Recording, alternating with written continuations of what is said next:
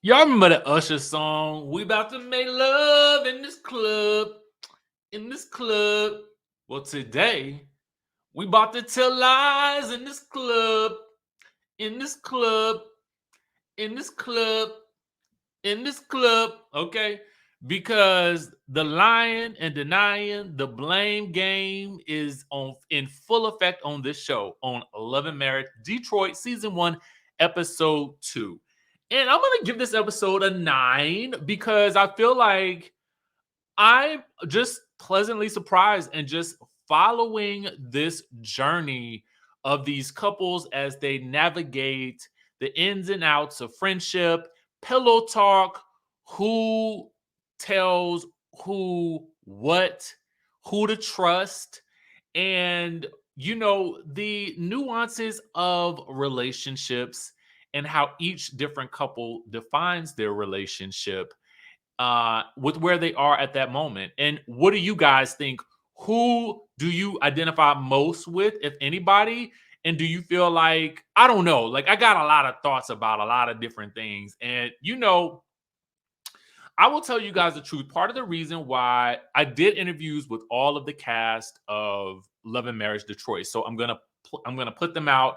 I'm gonna disperse them. Over the course of the next couple of weeks, because I felt like I wanted to. If I didn't want to put them all out in the beginning, because I felt like I don't. I feel like there's always a great lead up to a show, but I feel like the meat and potatoes of a show happens really when the episodes are airing as they continue. So I would love for you guys to get to know these couples individually, as the weeks go on, to maintain the interest level in the show outside of the days that the show actually comes on. So that's my strategy, right? The first interview that I'm going to put out is likely Kristina and Brandon, because they have the most issues to work. Well, I don't know. I don't want to say that, but we'll talk. We'll talk. We'll talk. Okay. So this episode to me had a lot of meat that I felt like I could sink my teeth into, which is why I gave it a 9. Right. All right. So we pick up where we left off from last week. Oh, and this episode is called "Pour the Wine and the Drama." We pick up where we left off last week with Kristina finding out that Brandon has signed a new artist and did not tell her. Ordinarily to me, I would feel like, that's his job. And I don't know, like every marriage is different. You know what I'm saying? I think that because it is his business, he does have a right to sign these artists as he chooses, but also because he has a past, which we will find out more about in this episode, I do understand why it is that Kristina is having such a meltdown in this moment. But what I don't know is that the other couples are not familiar with why it's happening. So I'm sure there's a little bit of wondering, like, oh, what's going on? And they want to know what's the tea, because she is going off and he has to step away for a second. And, everybody is blaming different people, right? So Russell blames Colby for outing this information, but Brandon told Russell in confidence that he had signed this artist and had not told, you know, Kristina. Now, I don't know what exactly Russell told Colby. Actually, let me pull these couples up because I kind of feel like you it may be beneficial to actually see the couples as we talk about them until everybody is really, really familiar with them. So Brandon and Christina are the ones who are having the issue right now about the new artist. All right. Colby and Russell. Colby is the one who spilled the tea at the table, and Russell is the one that Brandon actually told, but he ended up having pillow talk with his wife. And so his wife is the one who brought it up during Brandon and Christina's anniversary party outside in the field. Okay. So Dr. Latoya feels like it was Brandon's responsibility to tell his wife. Okay. And I feel like Anthony more or less blames Russell for telling Colby in the first place. Okay. So there's a lot of blame going on, but at the end of the day, Colby stands on what she asked. And Brandon also feels like he didn't do anything wrong by not telling Kristina. But I'm like, you did do something wrong by not telling her if you purposely kept it from her and you told somebody else, right? Because at the end of the day, you know what her issues are with you and these female artists. And I'm saying, and I think I said it before, female artists, but I think that's just the terminology that I'm using because that's the industry terminology. But I don't mean it in that way because I know some people feel uncomfortable with the term female for whatever reason, but I'm just trying to follow the political correct terms, right? A lady artist, an artist who is a woman. Okay.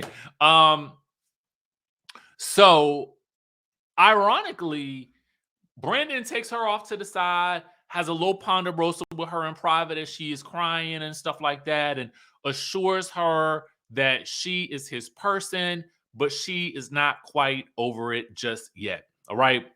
They all end up kind of glossing over the issue and dancing under the stars to enjoy the rest of the night. Now, the next day, we see Colby and Russell doing the DIY projects together. We learned that they like to do that, right?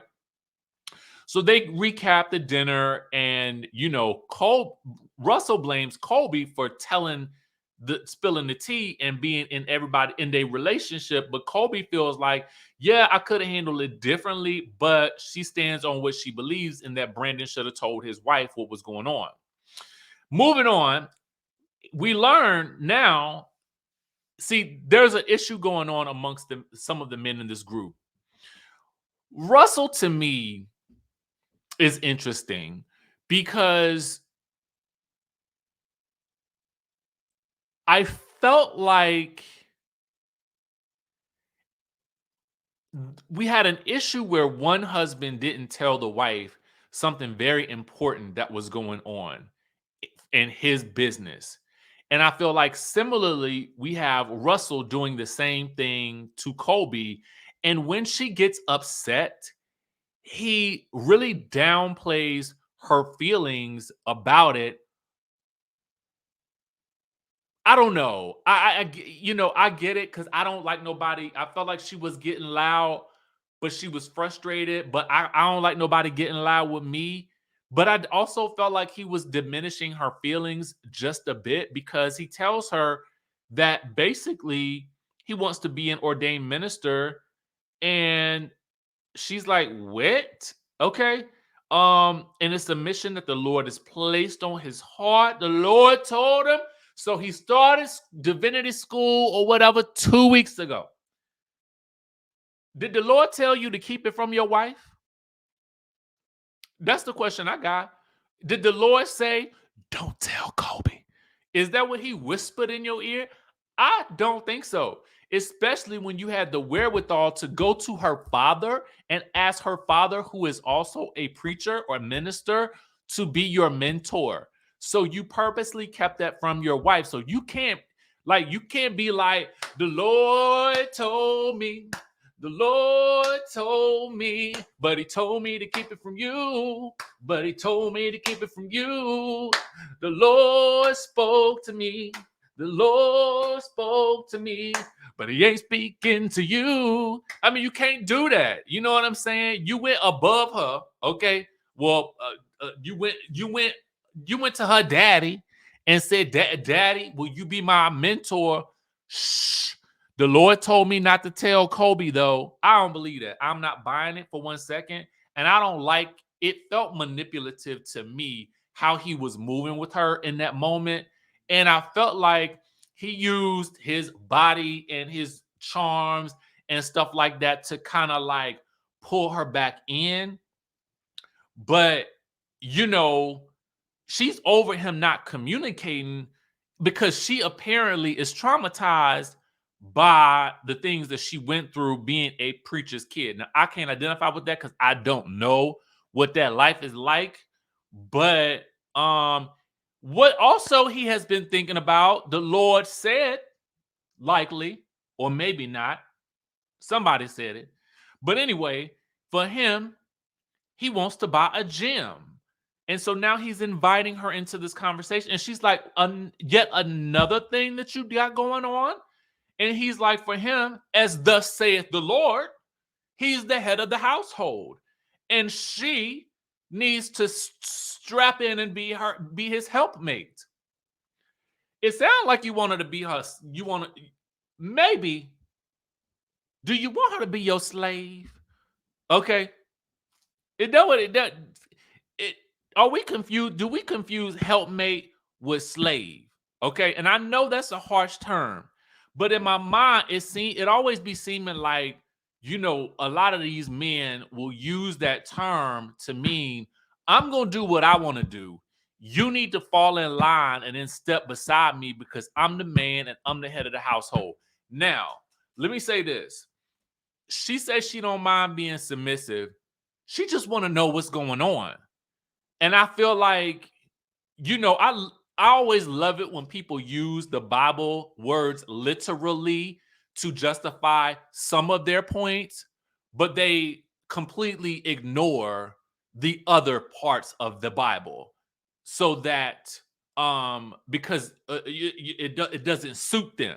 But they use the parts of it that suit what they're doing, and to justify why they're doing something. But again, they completely, ignore the other side of that.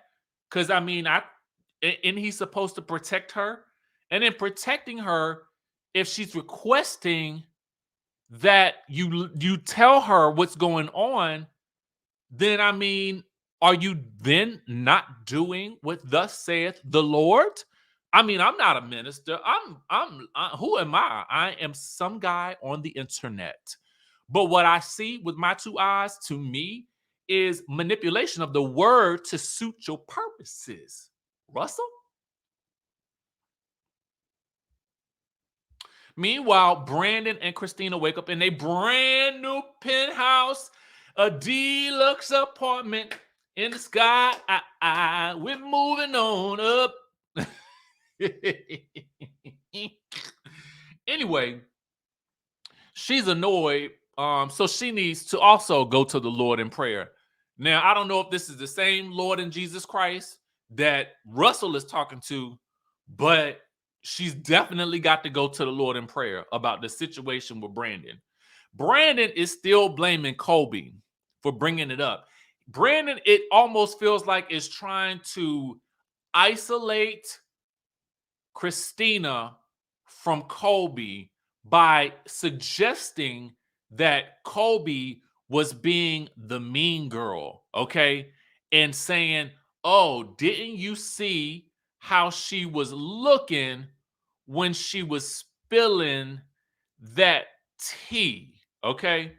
And so he does an impersonation of her, and I'm going to pull it up for you, okay?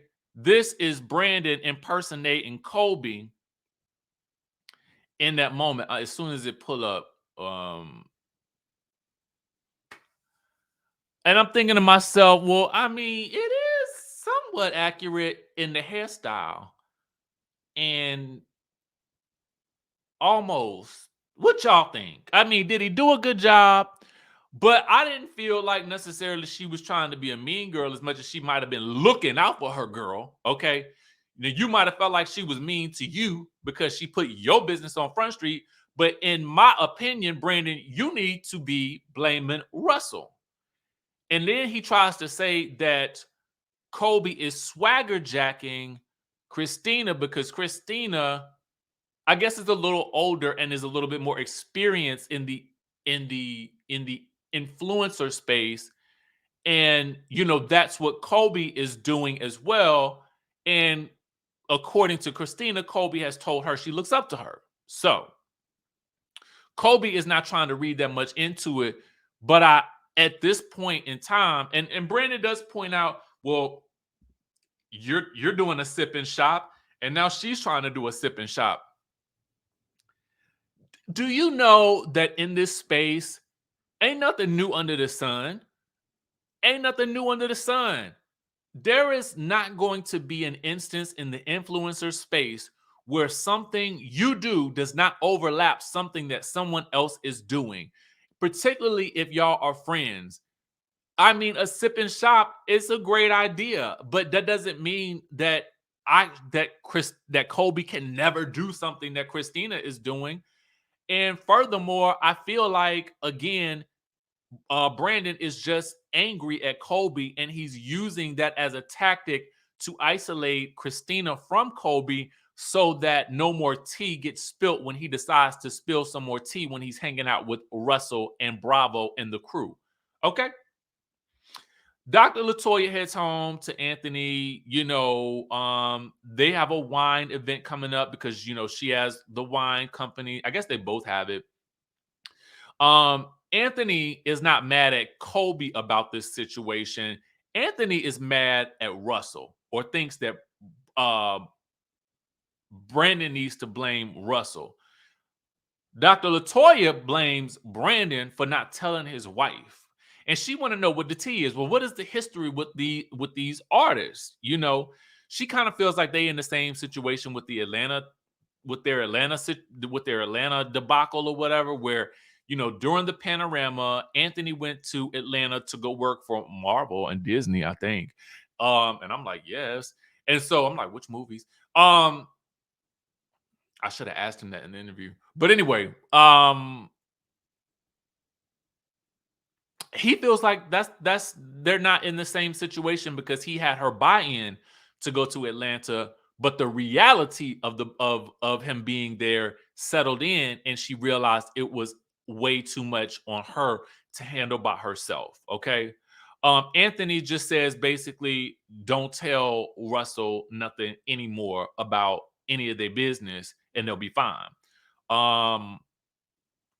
Brandon then meets up with Bravo, okay, who is not pictured here, but he is like friend to the show.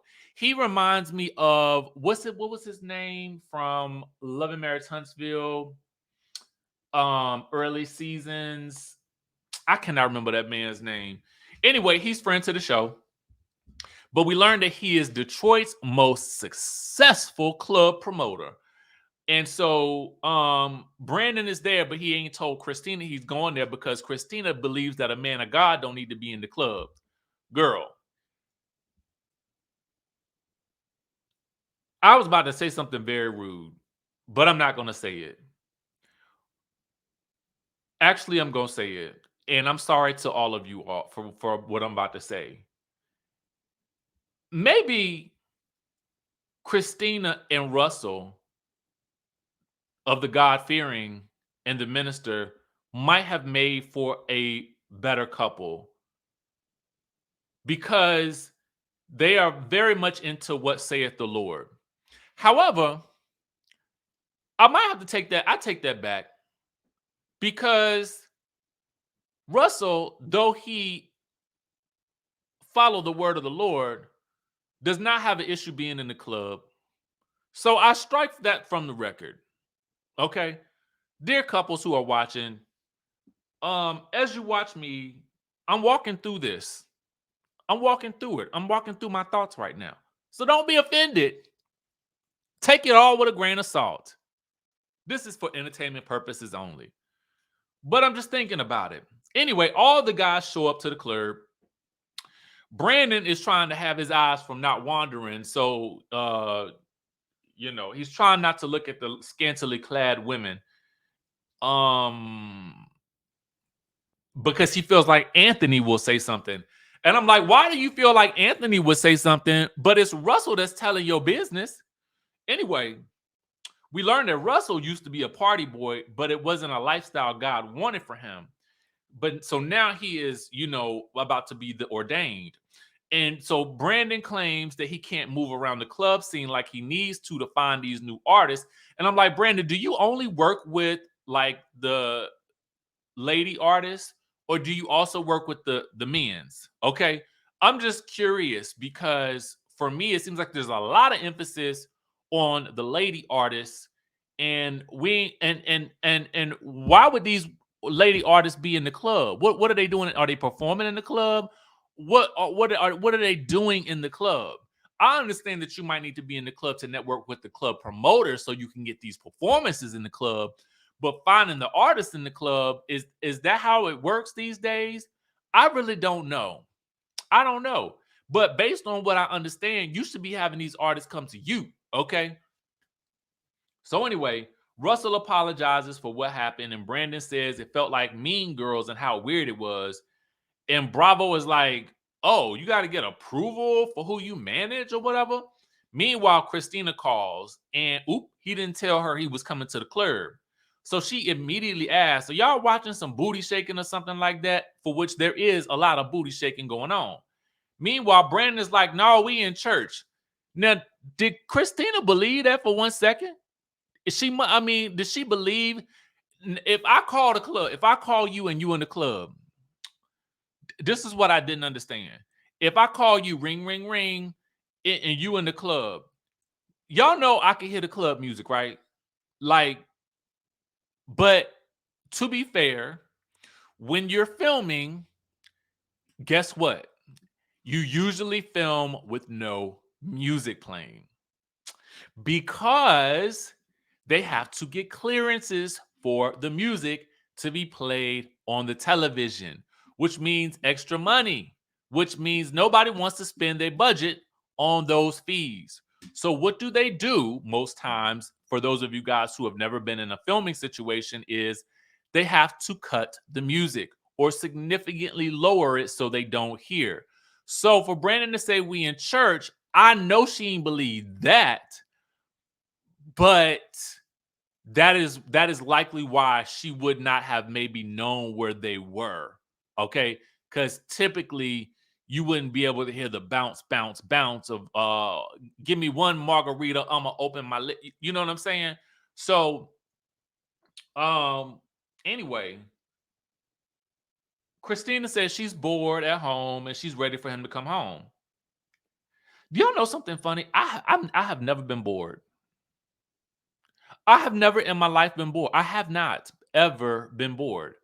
I always feel like there is something for me to do. There is always something for me to do.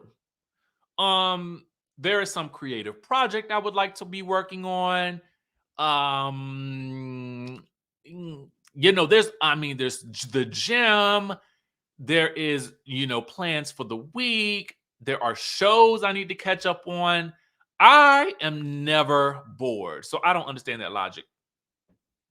Meanwhile, and you got the kids at home. How is your boy, girl?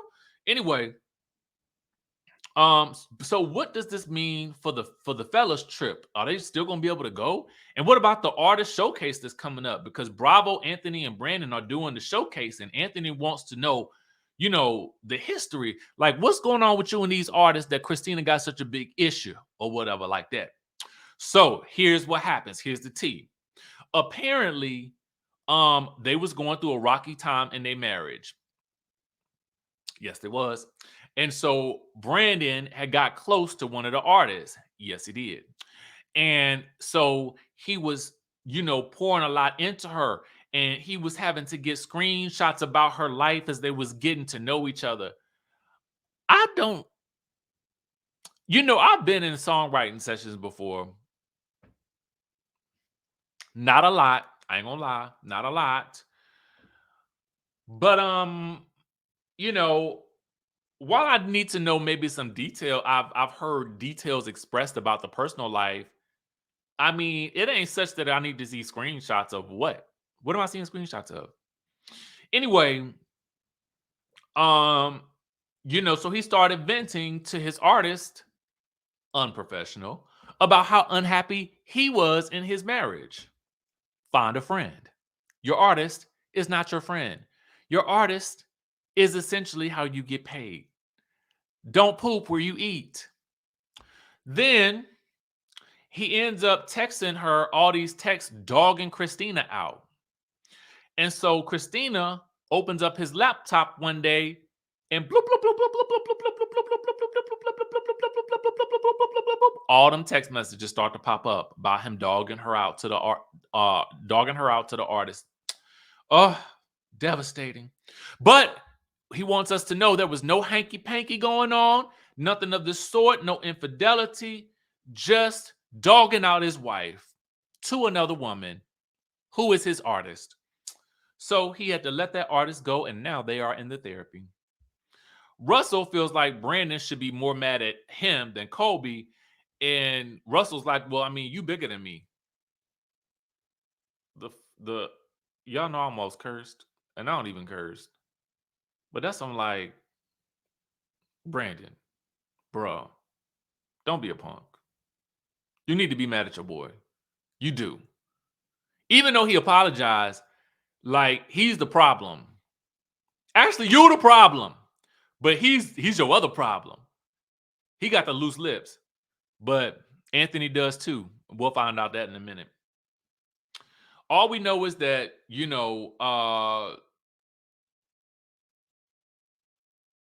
they all vowed that there will be no more pillow talk.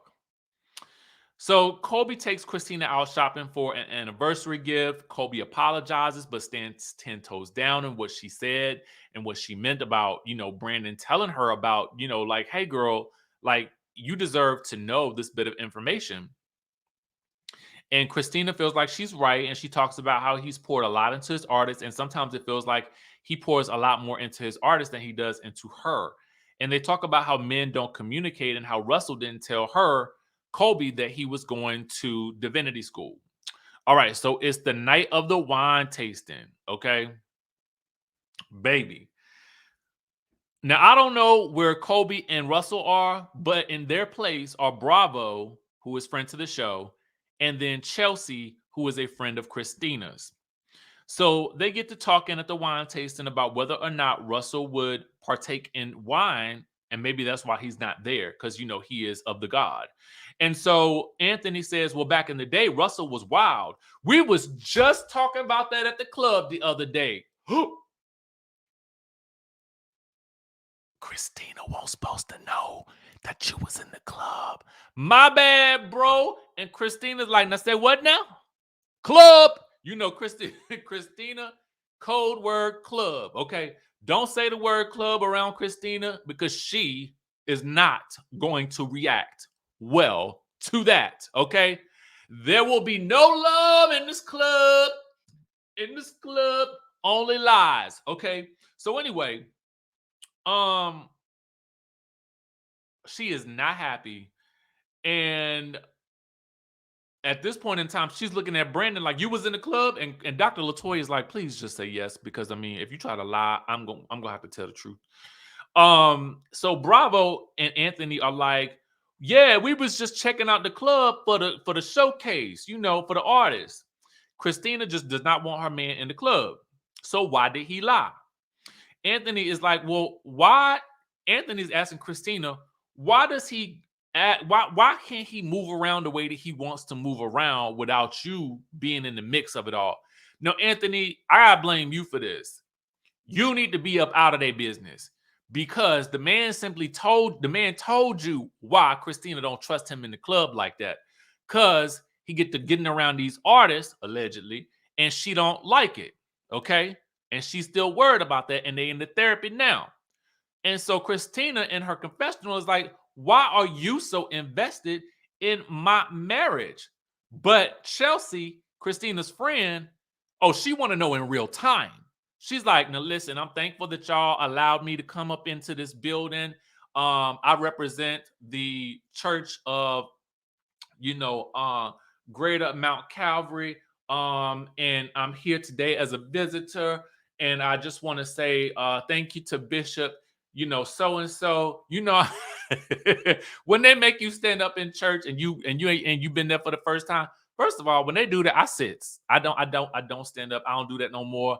Like, please do not call out the guests. It is the most, like, I mean, I don't know why y'all do that. It is, I mean, I know a lot of people like it, but I don't, because I'm like, I'm really just here either for a friend, or I'm here to check out the church. And in which case, I do not want you to single me out yet, because I need to make sure this is the place for me. Okay, we still dating. Okay, when you try, listen, trying to find a church home is like dating. It's a difficult thing to do, because you got to find a church for you, And so anyway, I digress. Chelsea was like, I appreciate y'all for inviting me out, but why are you, Anthony, so invested in what they got going on when it's technically none of your business? Anthony's like, that's my brother, okay? That's my brother. That's my brother Derek. That's my brother Derek. If y'all know what movie that's from, chime down in the chatterization, because y'all know I'll be pulling from my memory banks, baby. That's my brother Derek, okay? If you know what movie it's from and who said it, let me know in the chat. Anyway, he basically tells her, you need to stay in your lane. You don't know me, little girl, okay? Sounded like Mary Cosby from Salt Lake City, little girl. And he's like, you don't want to come out your lane, and so don't play with me. And so she get to laughing because she like, I know this man is not talking to me like that. And I'm like, Anthony, I know you are not. You would. I listen. The people is not gonna like that, Anthony. They are not gonna like that. Okay. And me personally, I don't think I like it either. Now, was it her place to say something? Not really. But since we at the table together, I was kind of questioning why you was in the business. Even though that might be your brother, I don't think that was something that you should have asked at that table like that. Brandon got his own issues. He need to be telling his wife the truth about what he going. And then maybe if he started telling her the truth about how he was moving, then maybe he would be able to move a little differently. Because guess what? That's how you build trust. Okay. So anyway, Chelsea tell him, Anthony, you must be on your cycle, okay? Because I don't know why you coming at me, the woman, like this. But Anthony then tells Kristina, you supposed to be a boss living in a deluxe apartment in the sky. You're moving on up to the east side. And you not hanging around. You supposed to be hanging around bosses. You ain't hanging around no boss. That ain't no boss, okay? That ain't no boss right there. You need to watch who you hang around, okay? You can't be hanging around with birds. You need to hang around with bosses, not birds. I was like, ooh, tweet. So that was the episode, baby. It was good. I'm gonna give it a 10. You know what? Because I was entertained. And sometimes I'm gonna tell y'all the truth. I entertain myself even more when I'm doing the review because I start to remembering things, and I'm like, "No, wait a minute now. I was that struck a chord in me." You know what I'm saying? So anyway, I give it a 10. Y'all let me know what y'all thought about it in the chatterization down below. I'm enjoying this season. So let's bring it on. Bring on more. Give me more. Give me more. Give me.